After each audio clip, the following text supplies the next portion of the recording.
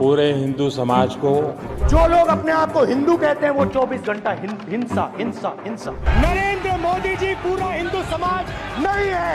पूरे हिंदू समाज को हिंसक कहना।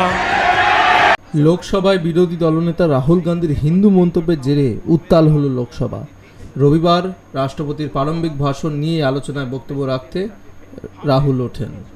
শাসক জোটের সাংসদদের উদ্দেশ্যে তিনি বলেন যে যারা নিজেদেরকে হিন্দু বলেন তারা কেবল হিংসার কথা বলেন, ঘৃণার কথা, অসত্য কথা বলেন।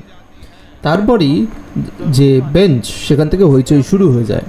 বিজেপি সাংসদেরা তারা রাহুলকে ক্ষমা চাইতে বলেন, এমনকি নিজের আসন থেকে উঠে দাঁড়িয়ে প্রধানমন্ত্রী নরেন্দ্র মোদী বলেন গোটা হিন্দু সম্প্রদায়কে হিংসাশ্রয়ী বলে রাহুল খুব বিপজ্জনক একটি মন্তব্য করেছেন। আজকে রাহুল শিব, হজরত মোহাম্মদ, গুরু নানক এবং যীশুখ্রিস্টের ছবি দেখিয়ে ভারত এবং অহিংসার ধারণা ব্যাখ্যা করতে থাকেন।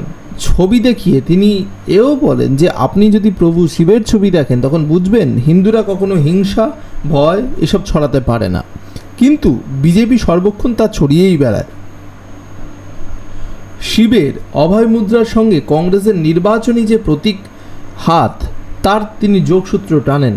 একই সঙ্গে রাহুল বলেন যে মোদি, বিজেপি আর আরএসএসই শুধুমাত্র হিন্দু নয়। তারপরই লোকসভায় হইচই শুরু হয়ে যায়। রাহুলকে ক্ষমা চাইতে বলেন কেন্দ্রীয় স্বরাষ্ট্রমন্ত্রী অমিত শাহ, এবং এই নিয়ে এখন রাজ্য রাজনীতি তোলপাড়। বিস্তারিত খবরের জন্য আমাদের চ্যানেলটি সিঙ্গেল ওয়ার্ল্ড নিউজটি ফলো রাখুন। ধন্যবাদ।